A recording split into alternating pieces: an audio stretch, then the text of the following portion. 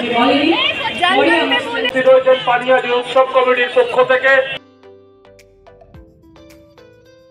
বন্ধুরা, অঞ্জনা কৃষ্ণা তোমাদের সকলকে অনেক অনেক স্বাগত।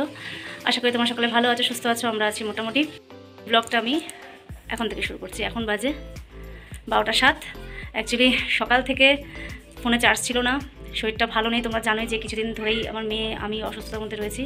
শর্টসে দিয়েছি, ব্লগ তো সেভাবে করা হয় না প্রত্যেক দিন, তো সেই কারণেই ভালো নেই আর কি।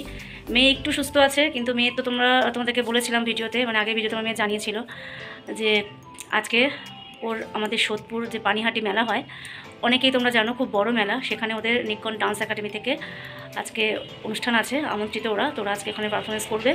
তো সেই কারণে তো গতকাল তার আগের দিন মেয়ে হসপিটালে নিয়ে গেছিলাম। মেয়ের শরীরটা খুব খারাপ ছিল, তো গতকালও হয়েছিল রিহার্সাল, আমি পাঠাইনি যেহেতু মেয়ে 2 হাতে ইঞ্জেকশন দিয়েছিল, হাত খুব ব্যথা ছিল, শরীরটা খুব দুর্বল ছিল মেয়ের। তো আজকে সকাল 10টা থেকে রিহার্সাল ছিল, মেয়ে গেছে। তো আমি আদার্স সব কাজকর্মগুলো করে নিলাম।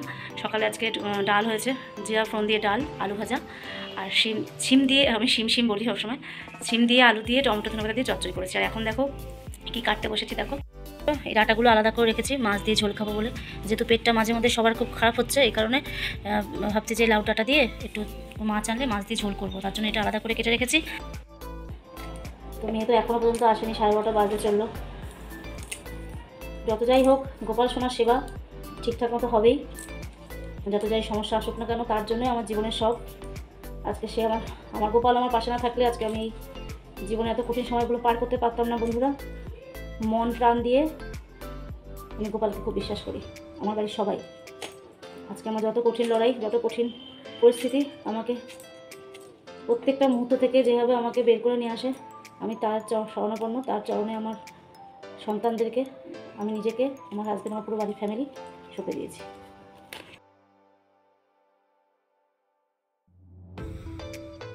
চলো কি রান্না হচ্ছে দেখাই তোমাদেরকে।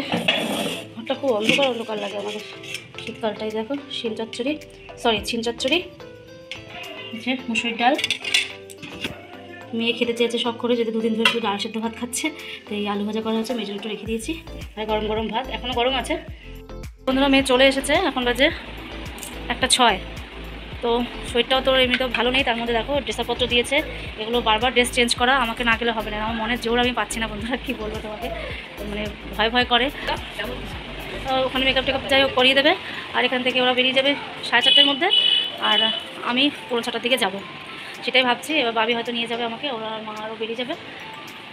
তো চলো বন্ধুরা তোমাদের ড্রেসগুলো দেখিয়ে দিই। এই যে বন্ধুরা মেয়ের ড্রেস সব নিয়ে এসেছে, তো এগুলো সব ক্যারি করতে হবে বাড়ি থেকে। যে কোনো একটা ড্রেস আমি কোনো রকম করে পরিয়ে দেবো, আর বাদ বাকিটা ওখানে গিয়ে ওরা সব কিছু রেডি করে দেবে। আমার কোনো চিন্তাই নেই। অ্যাকচুয়ালি নিক্কন পরিবার আমার মেয়েকে এত ভালোবাসে, মানে আমি না গেলেও কোনো রকম সমস্যা কোনোদিনও হয়নি। স্নান কিছুই হয়নি, এখন অনেক কাজ রয়েছে। মেয়েকে ওষুধপত্র খাওয়াতে হবে, মেয়েকে সুস্থ রাখতে হবে, ওকে স্নানটা মাথাটা বসে দিতে হবে, অনেক কাজ আছে। চলো বন্ধুরা সব কিছু কমপ্লিট করে তোমাদের সামনে আবার আসছি। দেখো বন্ধুরা বেজে গেছে 1:45, মেয়ে এখন পুজো দিচ্ছে, মাথাটা ঘষে দিয়েছি। তো বন্ধুরা আমিও চলে এসেছি স্নান করে, চলো খাওয়া দাওয়া করি। প্রচণ্ড খিদে পেয়েছে আমার, মানে কি বলবো তোমাদের, সকালবেলা শুধু এখন আলু টালু সবই খাচ্ছি বন্ধুরা, কিছুই আর মাপা হচ্ছে না। যেই শুনেছি সুগারটা একটু কমেছে, অমনি সব খাচ্ছি। আর তো পেটটা কদিন ঠিক ছিল না বলে 3 বেলা মোটামুটি অল্প করে ভাত খাচ্ছি, আবার কী হবে জানি না। তো চলো সঙ্গে থাকো আমার সারাটা দিন। দেখো মেয়েকে আমি কোনো কিছুই না, জাস্ট ড্রেস আপটা একটু সেফটি পিন দিয়ে আটকে দিলাম, যাতে প্রথম ড্রেসটা আর কি ওকে না পরাতে হয়। তো চুলটা জাস্ট উঁচু করে বেঁধে দেবো। বন্ধুরা বেরোচ্ছি, এখন বাজে 5:08। জানি না শরীরটা কতটা ভালো লাগবে, বাইরে বেরোনো কথা শুনে মাথাটা ঘুরতে থাকে আমার। ছেলে আর আমি যাচ্ছি, চলো সঙ্গে থাকো আমার। আমি ছেলে বেরিয়ে পড়েছি, বাইরে বেরোলে ভয় লাগে, মাথাটা ঘুর লাগে। আমার অটোর জন্য একটু দাঁড়াই, অটোটা বেরিয়ে গেল, টোটো আসছে, জিজ্ঞাসা করা নাম। তো চলে এসেছি পানিহাটি মেলাতে।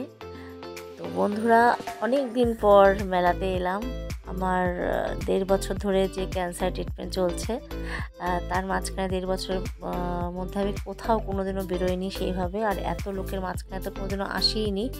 মানে আমি চিন্তা ভাবনাও করতে পারি না। শুধু মেয়ের রিকোয়েস্টে আমি অনেক কষ্ট, মানে অনেক মনের জোর নিয়ে আমি এসেছি। তো জাস্ট ঢুকছি, এখন দেখো মোটামুটি হালকা, তেমন লোকজন কিছুই ছিল না। তো চলে এসেছি গ্রিন রুমে। তো সবাই মোটামুটি সাজগোজ করছে, মেয়ে পুরো রেডি হয়ে রয়েছে। বললাম না বন্ধুরা, বিশেষ করো আমার কোনো চিন্তাই নেই। আমার যে বান্ধবীরা রয়েছে না, বান্ধবীরা প্রচণ্ড সাপোর্টিং, আমার মেয়েকে ভীষণ ভালোবাসে।